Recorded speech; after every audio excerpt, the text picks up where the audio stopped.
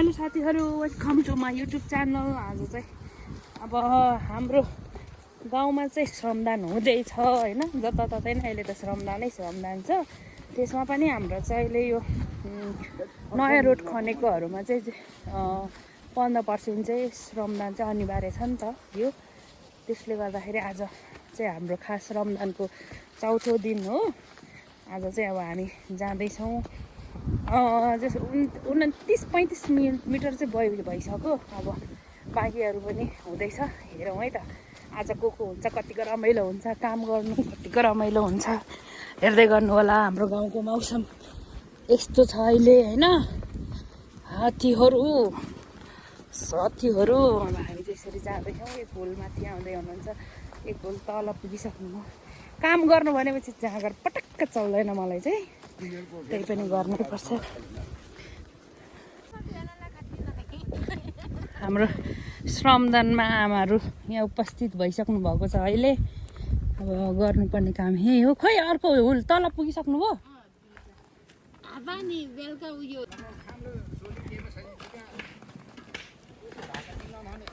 हाम्रो श्रमदानको चौथो दिन आज यसरी काम सुरु हुँदैछ। मामा सन्चै हुनुहुन्छ? खुसी हुनुहुन्छ नि होइन?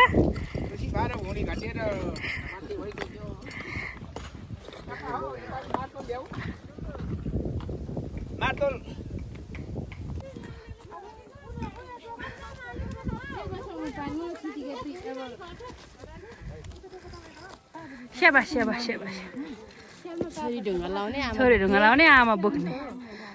जय श्रमदान। ढुङ्गा खेलाएको कति दिन भयो कान्छ आज ढुङ्गा खेलाउनु थालेको? चाहिँ मात्रै हो र बाटो बिर्स्यो जस्तो छ कान्छाले।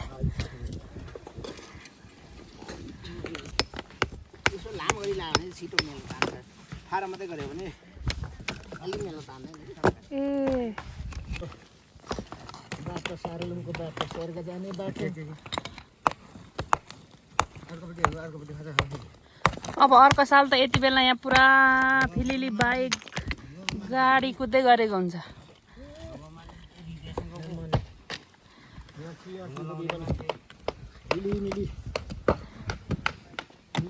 कसैले पनि यो माघ पुसमा पनि बिहे खानु नपाए यसरी सुक्खा भएर बस्नु भन्दा त म खुवाइदिन्छु होला। म विचार गर्दैछु है साथीहरू, मेरो बिहे खानुले दाँत तिखारेर बस्दै गर्नु। तर म चैतमा मात्रै गर्ने भाउजू बिहे। चैतमा त गरम हुन्छ, डिउ धेरै खाइन्छ।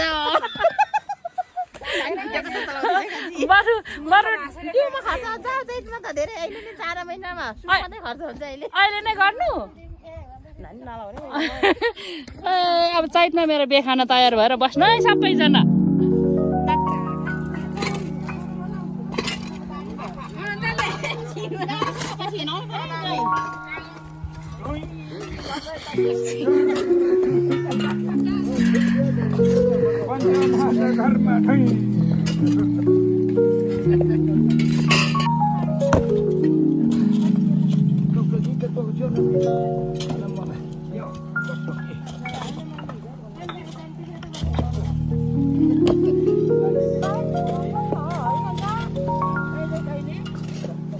कान्छाको जन्ती घुमाउनु पर्छ अब चैतमा।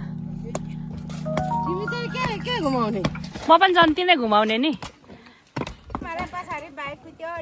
मामाले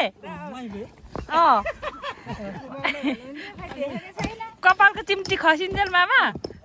माइजूलाई रोडमा कुदाउने होइन त?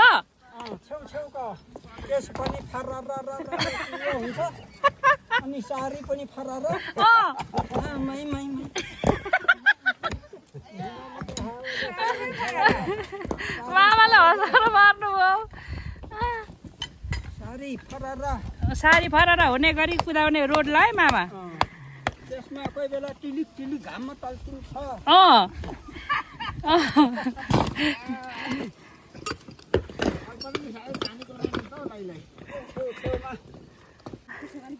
अब यता फर्के यतिको प्रोटेक्ट भएर त काम गर्नै पर्छ होइन। यतिको चाहिँ हुनुपर्छ।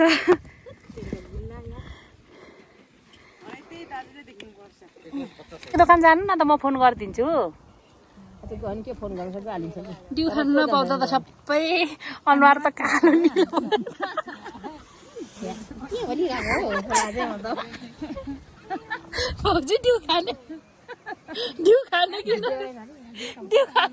डिउ कुमारी डिउ खानु नपाएर सबैजना यहाँ रिसाएको मस काम गर्छौँ को खानु नै पाउँदैनौँ न अनि के कालै हुन्छ नि अनि एकछिन खाएपछि धुलो हुन्छ डिउ खाएपछि चाहिँ खुसी म त सकिनँ म बाटामा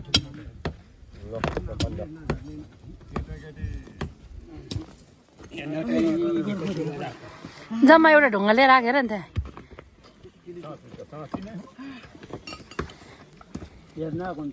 सरकारी दाजु ल है हाम्रो श्रमदानको चौथो दिन आज हाम्रो खाजा खाने कार्यक्रम सुरु भइसकेको छ हेलो के छ अनि यता के खाइँदैछ त कान्छी लुकेर पुरा साइलेन्ट बसेर दिँदैछ चपाएको छ नि ल सर्किन्छ अहिले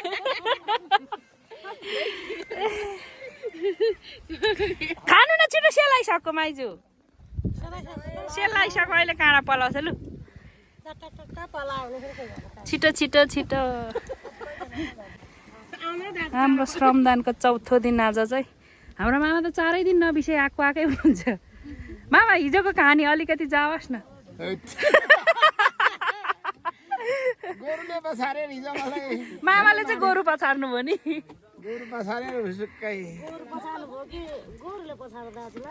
गोरु चाहिँ पछार्नु भयो नि मामाले त्यो गोरु खासै तान्दै लानु पर्ने छ छेकेको त भाग्ने गयो अलिक खरसोर गराउन नहुने त्यो गोरुको बानी थाहा त थियो रिस उठेपछि करै हालियो भरे भएन एक डेमको नखाएको त उसले जो छोला भनेर हाल्लोसँग त्यहाँसँग कुद्दा मलाई त पछाडि राखेर पनि गयो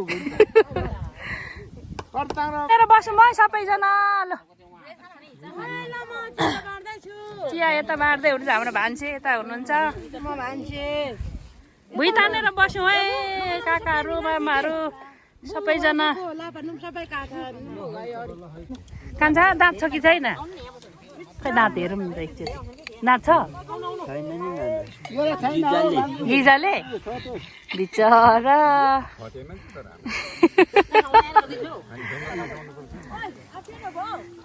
हाम्रो काम सँगसँगै माम निकै रमाइलो छ मामा दाँत छ अलिअलि बल गरौँ है बल गरौँ नाकबाट चाहिँ ननिकाल्नु डिउ ल गिजाले भए पनि चपाउनु है मामा तर सेतो देख्दैछु है म मुखभित्र त कुनै के हो नयाँ खाजा ल्याउनु जस्तो भोलि चाहिँ चाउचाउ र चिउरा आज पनि चिउरा अस्ति पनि चिउरा नयाँ खाजा दिनुभएको छ चटपटेको भने ल कति नयाँ दाजु खाजा कस्तो छ खाजा एकदमै मिठो छ खै त दाँत देखाउनु त पहिला यो दाँत त देखाउनु हुँदैन खाजा ल्याउँदैन नि फेरि हो आज हाम्रो चौथो दिनको श्रमदान रमाइलो सँगसँगै श्रमदान गर्दा चाहिँ हामीलाई थकाइ भन्दा पनि आत्मसन्तुष्टि मिलाएको छ नि सबैजनालाई हो कि होइन एकचोटि भनिदिनु त सबैजनाले हाम्रो श्रमदान गरेको हातहरू यो फर्स्ट दिन नै काटेको उसले यो ढुङ्गाले काटेको नि यहीँले गर्दाखेरि यति साना माया लाग्दो अनुहारहरू यति मिहिनेत गरेको छन् खुसी लाग्छ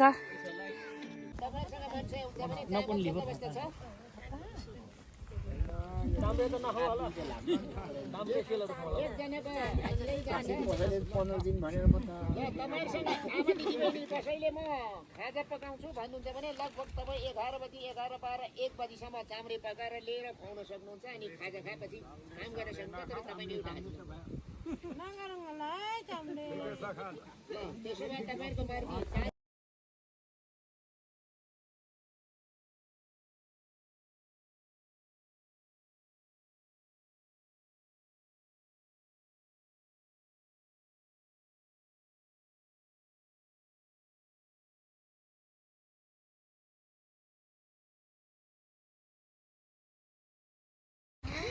घर जानु पर्दा पनि रोइहिँड्नुहुन्छ त के भयो